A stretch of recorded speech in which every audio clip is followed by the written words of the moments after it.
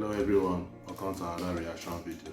It will be about the current America taking power from the British that were ruling at the time.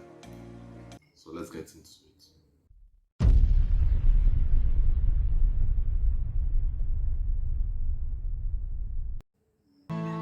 Holy smokes! Christopher Columbus, that is no way to address the King and Queen of Spain. What is wrong with you? Okay, so you know how we're looking for a new trade route to India, right? Right. And the Earth is round, right? Right. So I'm thinking we can just sail the other way around the planet, right? Yeah. So I set sail, right? And I reached... No wonder it said OverSimplified.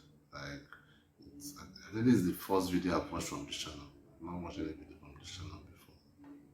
And it means it's simplified for even novices like me. India, right? Right. Wrong. Wrong. I did not reach India. I did not. All right, get to the point.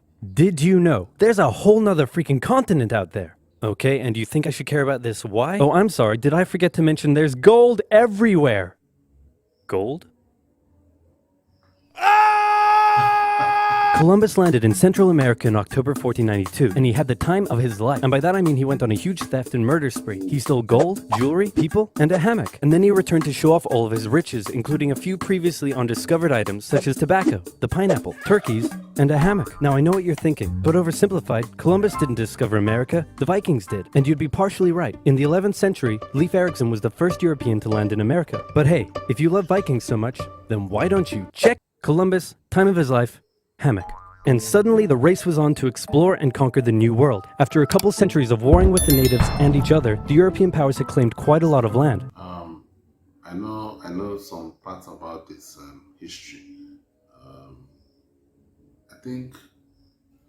I know Columbus was not exactly the first person to land, but I think he was the first person to announce it to the rest of Europe. I think when the Vikings came, they just came, explored and left. I think Columbus was actually the first person to bring in every other person. Everybody was like, oh, this place, we all have to check out that place. So I think that is part of the reason why he's given the credit that he has been given. And while growing up, I used to read one local encyclopedia, and what I used to read at that time was Christopher Columbus discovered America. That was it. So, but as I grew up, I started hearing that there were some diluted facts about that. And looking at it, it's clear that the only reason why he was given that credit was because he introduced the new world to the old world. Basically, the other people that came, the Vikings that came, I think they just came, explored and left. They didn't announce it back in Europe. So I think that is why Columbus was given the credit. Including this area, which both the English and the French claimed as theirs. One day the French said, I'm going to build some forts along here. And the English were like, could you not? And the French said, sorry, but no, I could not. And they went ahead and built their forts, which pissed off the English. So they sent an up-and-coming British lieutenant colonel by the name of George Washington with a combined force of British troops and Native Americans. After a short battle, the French commander said, all right, we surrender. Okay, boys, pack it up. They're surrendering. Oh, sorry, was I not meant to split his head open with a tomahawk? Don't worry, it's not like this will start a 7-year-long major global conflict. And what happened next was a 7-year-long major global conflict, which Great Britain won. At the peace negotiations, Spain gave up Florida, while France gave up all of its territories in North America. But Britain's victory came at a cost, a £60 million cost. They were now broke, in a lot of debt, and had to come up with some way to repay it. So they went to the colonies and said, okay, listen up. So a huge part of the war was spent protecting you from the French, and now we have no money because of it. So... I'm not sure what you're saying here. Okay, so we spent a lot of money protecting you from the French, right? Right. And now we're broke. That certainly is a pickle. Listen to me. We spent all of our money protecting you, and now we need money. Can you please pay us back some money? No. Okay, we're just going to go ahead and tax you. In 1764, Britain introduced the Sugar Act, forcing the colonists to import sugar and molasses exclusively from the British. Oh, this is so nice. This is such a great video. Act, and it worked a little something like this. Hello, shopkeep. Hello, Mr. Bungleberry. Here's the deed for your new shack. Stamp. That'll be 3 pence, please. Wait, what was that? It's the new... Wow. I mean, before I continue this video, I have to give credit to the person behind or the people behind this channel. This is incredible. This is totally incredible. I'll put a link down in the description. I'm sure most of you have watched this video before. Most of you that are going to see this video probably have already watched this video. So, but this is just incredible. Tax. I get a stamp on any paper or documentation I make, and you have to pay for it. Would you like to see this pamphlet that explains everything? Yes, please. Okay. Stamp. 2 pence, please. This is awful. You know what? Just give me a deck of cards so I can go gamble my pain away. Okay. No. Don't do it. Stamp. Obviously, the colonists were like, hey my dudes, this new tax legislation right here, this is BS. Until now they had enjoyed relative freedom to rule themselves, and now suddenly Britain was asserting its control. They were especially unhappy because they didn't have any representatives in the parliament that was levying taxes on them. So they protested, orators gave fiery speeches, British goods were boycotted, and anyone loyal to the British found themselves increasingly harassed. The whole thing actually began to take quite a toll on British business, and after just a couple years, the British were forced to repeal the Stamp Act. But we still desperately need money. What should we do? We could try taxing the colonies. Great idea. Wait, didn't we literally just try that and it failed miserably? Man, look at me. I look fabulous. Have you ever seen such a handsome boy? No siree, Georgie. No way. You're the handsomest, smartest, most popular king that ever lived, and everybody likes you. You're doing such a good job. Your Majesty? Oh, you're still here. Get the hell out. So in 1766, the British made a declaration saying, we can do what we want because we're in charge and you can all go suck it. Then they levied a whole bunch of new taxes on the Americans via import duties. Glass? There's a tax for that. Lead? There's a tax for that. Paper? Tea? Oil? There's a tax for that. And once again, the Americans boycotted British goods, British business felt the pinch, and the British had to back down. What did it depict as oil? For that. And once again, the Americans boycotted British goods, British business felt the pinch, and the British had to back down. Alright, this is ridiculous. They're my colonies and I have to be able to assert my control. Repeal all the new taxes except for the one on tea. Also send 1,000 troops to Boston to take control. Oh, and make the colonists pay for them. And as British troops arrived, the tension in Boston was palpable. You could cut it with a knife, and it This is the same concept that Trump was trying to do when he said he's going to build a wall and Mexico will pay for it. I mean, the British basically said, we're going to do this thing and you're going to pay for it. was all about to come to a head. On March 5th, a band of local patriots began heckling a British guard at the customs house. More and more Americans joined in the heckling, while more British troops turned up in support of their comrade. Snowballs were thrown at the British. The snowballs turned to rocks, the rocks to oyster shells. The soldiers, outnumbered, panicked. One thing leads to another, and you can see where this is going. 5 civilians were killed. The Patriot press throughout the colonies declared the Boston Massacre an unwarranted crime committed against the people of Boston by the cruel British, and the anger continued to grow. A British revenue schooner that ran aground in Rhode Island was burned by the locals. When it came to light that the governor of Massachusetts supported the suppression of the colonists, his house was burned by the locals. And next, the colonists would set their sights on the remaining tax on tea. On December 16, 1773, a band of patriots known as the Sons of Liberty disguised themselves as Native Americans, marched down to Boston Harbor, boarded a British merchant ship loaded with tea, and in front of thousands of spectators, threw nearly 10,000 pounds worth of tea overboard. The British were disgusted, and they punished Massachusetts with a vengeance. They dissolved its General Assembly, revoked their charter, and sent 3,000 more troops to occupy the city, meaning Boston and Massachusetts were now essentially under the direct rule of Great Britain. And oh boy, were the people pissed. Every time I hope to watch more videos about history, but the British Empire, I mean, like, how did such a small country, I think there's a video, I will check it, I think I saw it one time, there's a video about the British Empire. How did the British Empire, such a small country, how were they able to spread themselves so large around the whole world? Like, how were they able to do that? I mean, their methods were cruel. And devastating, but you have to give credit. You have to give credit. It's incredible. Colonies saw what was happening and worried they might be next. So they called a brain trust to decide what to do.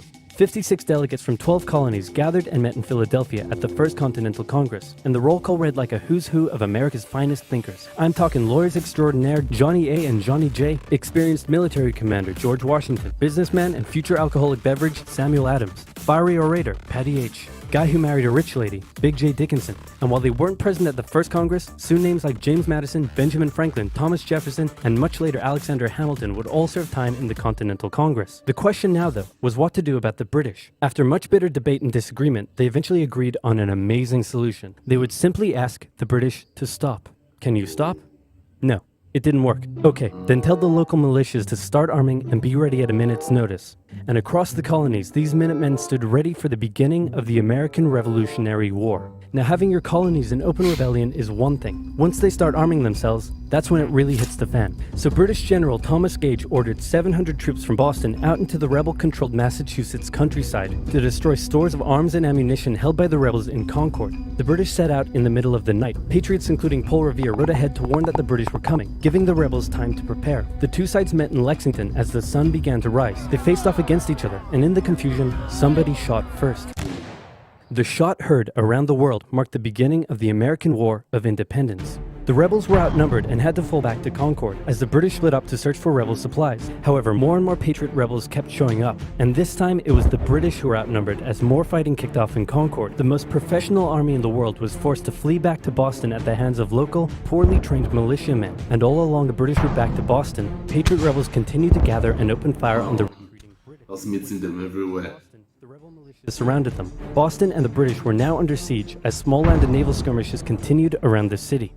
And the British would suffer another embarrassing blow, this time in upstate New York. Colonel Benedict Arnold concocted a plan to take the British stronghold Fort Ticonderoga, which held a large amount of guns and ammunition. He set off towards the fort alone, hoping to recruit men along the way, when he came across the Green Mountain Boys, led by Ethan Allen, who as it turned out, had the exact same plan he did. So they decided to work together. But I'm in charge. No, I'm in charge. No, I'm in charge. No, I'm in charge. No, I'm in charge. No, I'm in charge. No, I'm in charge. This went on for some time, until the Green Mountain Boys threatened to go home, and Arnold had to concede. The group raided the fort at night while the Redcoats were asleep, and they caught them completely by surprise, taking the fort and all of it.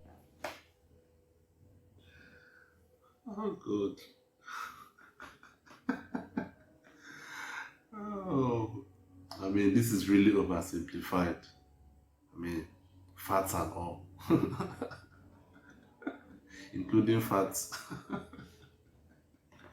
This is great. This is great. Munitions with almost no resistance. Wow, great job, Ethan. Very impressive. By the way, what happened to that other guy we sent to take the fort? Who? Benedict Arnold. Never heard of him. Ouch.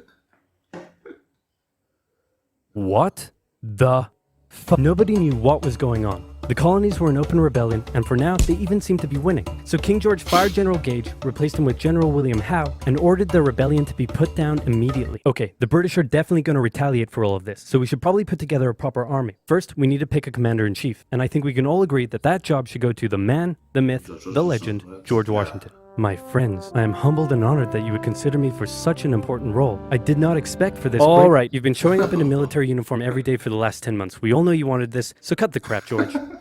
Dude. Uncool. So Washington began his journey up to Boston to take command of the newly established Continental Army, just as the British made their first major attempt to break the siege. They made plans to take the high ground on Bunker Hill, but spies warned the Continentals of the British plans, so they fortified Bunker Hill and set up defensive positions on nearby Breed's Hill. The day of the battle came, and as the British advanced, a barrage of Continental gunfire was opened up on them. Twice they tried to climb the hill, twice they were pushed back. The battle lasted 3 hours until the Continentals finally ran out of ammunition and had to retreat, allowing the British to take the hill. While technically a British victory, they suffered nearly 1,000 casualties to the Continentals' 400. The colonists showed the British that this wasn't just a rebellion, it was war, and they were ready for it. But one thing they weren't sure about was why they were fighting. While some radicals were starting to throw around the I word, most hoped to eventually repair their relationship with Great Britain. So they sent a letter to King George saying, "Hey man, looks like things aren't going your way. Remove the taxes and let's be friends? I'm gonna kick your ass." Send that to the colonies. Your Majesty, your handwriting is terrible. Are you sure? Just do it. What does it say? He's gonna lick my... This guy is such a great storyteller. I mean, making it so interesting. It's almost like I'm in elementary school.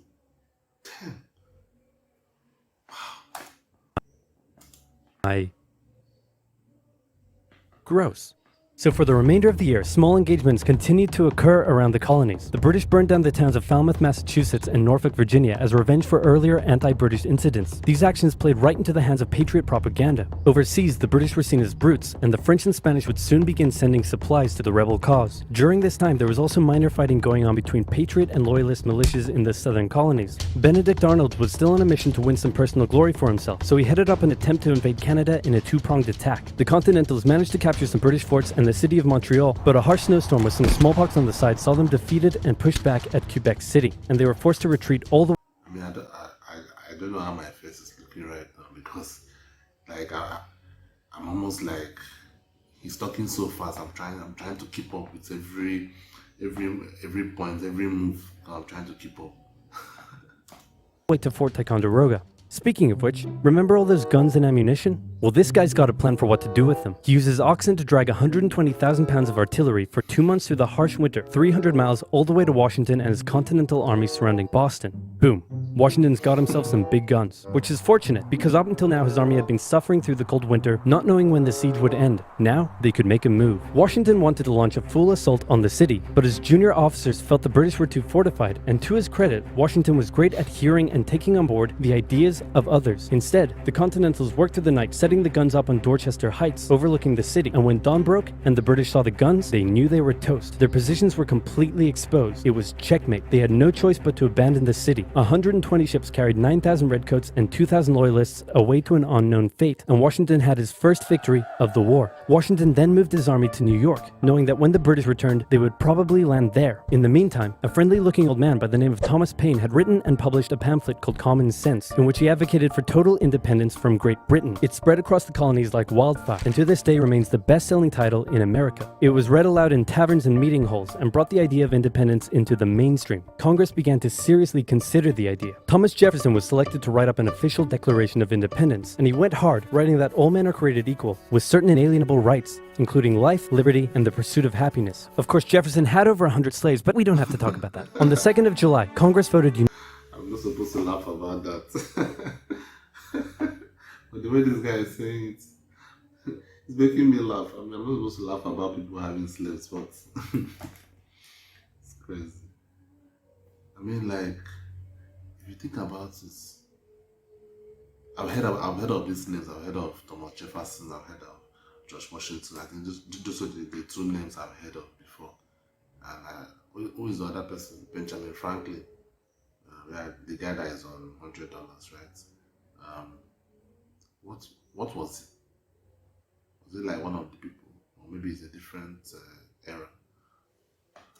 unanimously in favor of independence, and John Adams declared that the 2nd of July would go down as the most remembered day in American history. Then a couple days later, independence actually came into effect. The United States of America was born. There was no turning back now. The Americans tore down a statue of King George in New York and melted him down into 42,000 musket balls. To the British, it was treason, and if the king had his way, Washington and all of Congress would be hung.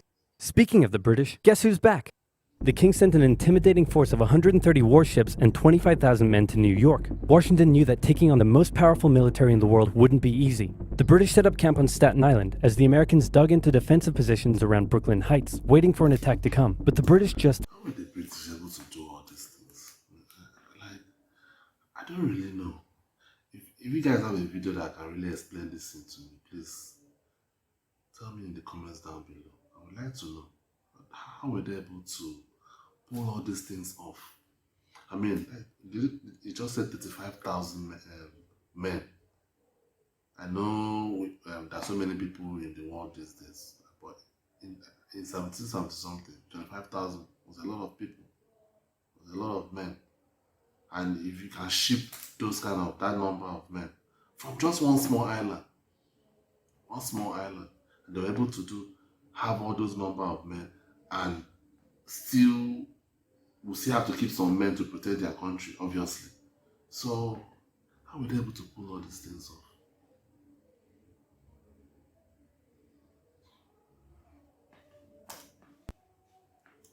waited, wearing down their opponent's nerve while building their own strength. At one point, they launched a big scary artillery barrage and then said, you know, if I was you right now, I'd probably sue for peace. But Washington told them to shove it. The Americans kept holding out for what was coming, and when they finally hit, they hit hard. 15,000 British troops approached the American position, and the two sides fired on each other in massive rows. But what the Americans didn't realize was they were only fighting a decoy. The main British force was going around to flank the Americans from behind, and when they arrived, they inflicted heavy casualties. The Americans panicked and retreated back to Brooklyn Heights, where they then found themselves trapped between the British army and the river. It looked as though the war was already lost, but luckily, instead of attacking, the British decided to dig in for a siege, and then a thick fog set in, allowing Washington's army to escape across the river unimpeded. The British continued to chase and engage the Americans at Manhattan. That's such a good coincidence, don't you think? I mean, the fog just came up at that point in time when they needed it desperately. And the Americans suffered defeat after defeat after defeat. It was a disaster. Washington's leadership was called into question, as thousands of American POWs were left to rot as traitors. Washington's army fled through New Jersey all the way down to Pennsylvania. Rarely had an army been so badly beaten, yet survived to fight another day. Damn. This is incredible. I can't wait to watch part 2. Guys, I'm going to watch part 2 just immediately right now. I'll see you guys again. Like, subscribe, leave a comment down below. See you next time.